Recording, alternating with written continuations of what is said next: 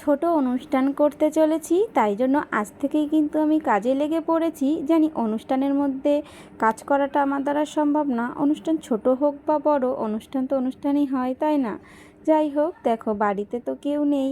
আজ আমি একা একাই বাড়িতে আছি, আর আমার বাবান বাড়িতে আছে। আমরা দুই মাইপো বাড়িতে আছি। যাই হোক, চলো তোমাদের সাথে শেয়ার করি। হ্যালো এভরিওয়ান, কেমন আছো? আশা করছি সবাই ভালো আছো। তো দেখো, সকালবেলাটা কিন্তু আমি বাইরের যত কাজ ছিল কমপ্লিট করে এসে পুজো দিয়ে আমার বেডটাকে ক্লিন করে নিচ্ছি। তারপর চলে যাব, আরও কত কাজ আছে সেইগুলো। দেখো, অনুষ্ঠান ছোট হোক বা বড়, কাজ তো থাকেই বলো, কারণ বাড়িতে 5টা মানুষ আসলেও তো দেখবে ঘরদোরগুলো পরিষ্কার আছে কি না। ওই জন্য দেখো, আমি কিন্তু আমার সব কাজকর্মগুলো আজ আমি টুকটুক করে করে নিচ্ছি।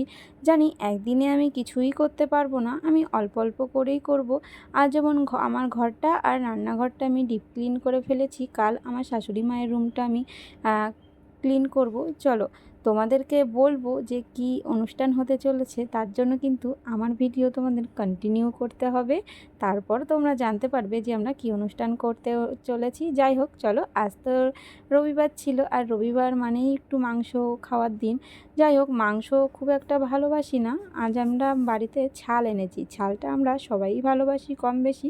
যাই হোক, রান্নাবান্না করে কিন্তু খেতেও বসে পড়েছি। অনেক দিন পর ছাল খেলাম, মুরগির ছাল।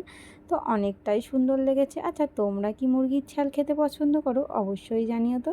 দেখো, খাওয়া দাওয়ার শেষে আমি আর খেতে পাচ্ছিলাম না, তাই এতগুলো রয়ে গেছে।